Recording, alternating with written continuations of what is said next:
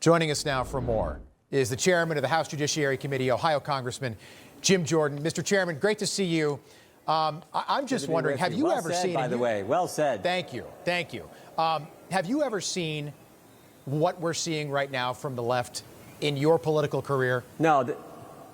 No, they've embraced crazy. I think you said it best. We're the party of common sense. They're the party of crazy. And that's why they're at a 27% approval rating right now. And you can go down that list like you were doing. It's crazy to defund the police. It's crazy not to have a border. It's crazy to blow up and firebomb Teslas. How about this judge this past week?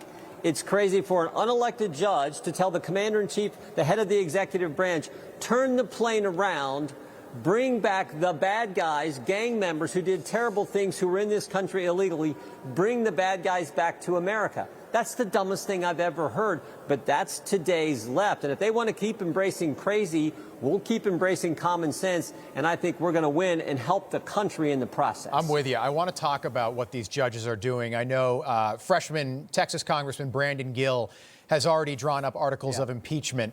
I know that it's a high burden for impeaching a judge. What's the mood right now on Capitol Hill when it comes to maybe impeaching one or more of these judges?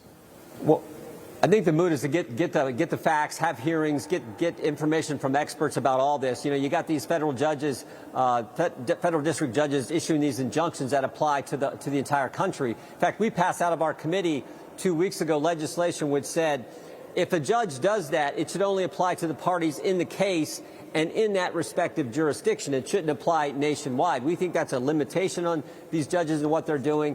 When it comes to Judge Boasberg, we think this is just purely political. And Chief Justice Roberts is right. He issued this statement earlier this week where he said the remedy for bad judicial decisions is the appellate courts.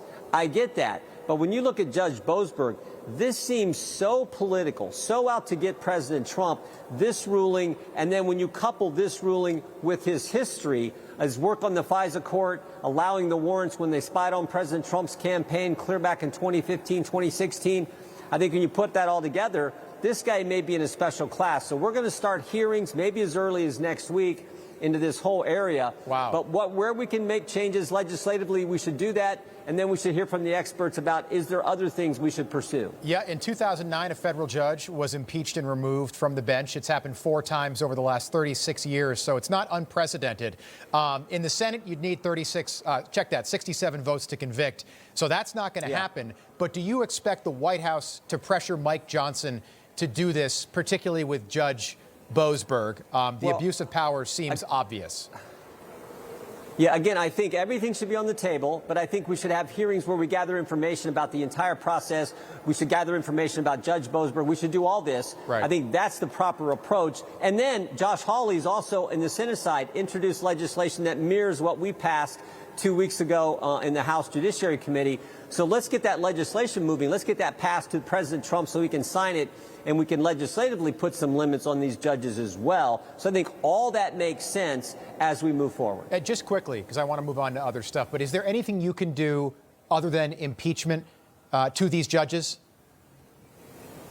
I think just the fact that you had the Chief Justice of the Supreme Court issue the statement, I think just the fact that you've had several now articles of impeachment introduced by my colleagues regarding certain judges and actions they've taken, I think all that, I think sends a message like, look, we're watching, and we see what appears to be political moves by these district judges, and that we're going to do hearings and investigate. I think we do all of that again, as I said, as we move forward. Okay, Mr. Chairman. So you're on the Oversight Committee as well. Next week, Congress is going to hold their first JFK hearings since the 1990s.